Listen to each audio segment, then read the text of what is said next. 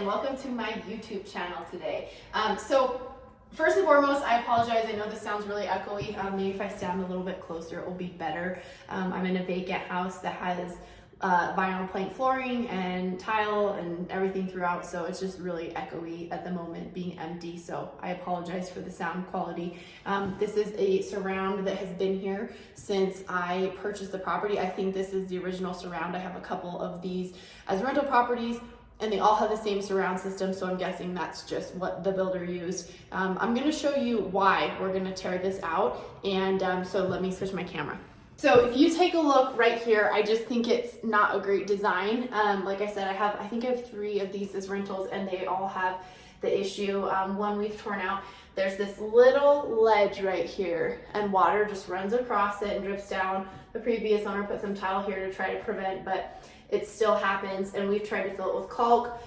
We can't get those little pieces that go in the corner because this is actually not a true 90. It's like at a weird angle. So I'm just gonna tear it out and put a new surround in. I have actually never installed a surround before. I've always just done tile work. So it will be new for me, but hopefully it will go quicker because we don't have all the steps of lay the tile, well, prep, let it set, lay the tile, let it set, do the grout, let it set, seal it, let it set. So hopefully we can just get this done quickly so I can finish this bathroom and go ahead and get it back on the market to rent. So I'm gonna start demoing it and show you kind of the tools I'm using and what I'm doing. Doesn't mean it's the only way, doesn't mean it's the best way. This is just what I'm doing to get it out.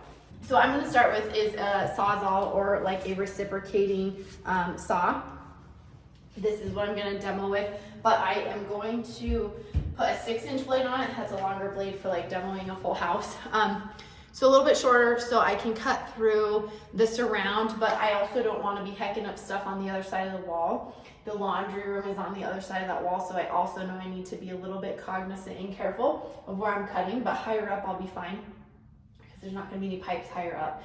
So I'm going to put my 6-inch blades on my demo saw, and I'm going to go ahead and just get started.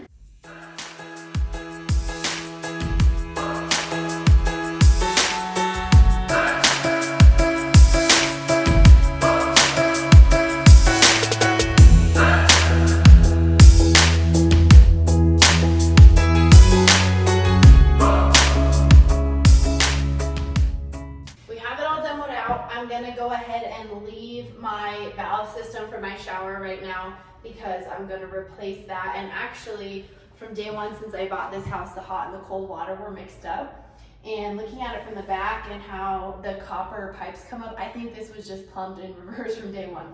So we can go ahead and fix that when we do the shower valve, which will be nice for our renters in the future. So everything is demoed out. I have it all vacuumed and cleaned up. Really the biggest tool I used for this was just a reciprocating saw with a 6-inch blade. My recommendations would be 2 things that I didn't think about, which are bad moves on my part, is if you're gonna demo a shower like this, I wore ear protection, but I did not wear a mask, and I should have. I can definitely feel it. I can feel it on my arms. I probably would have worn a long sleeve shirt. This is a fiberglass system, so it's pretty itchy, so I'm gonna go home and shower.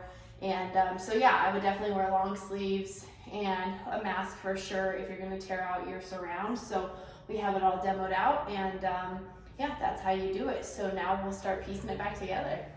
See ya.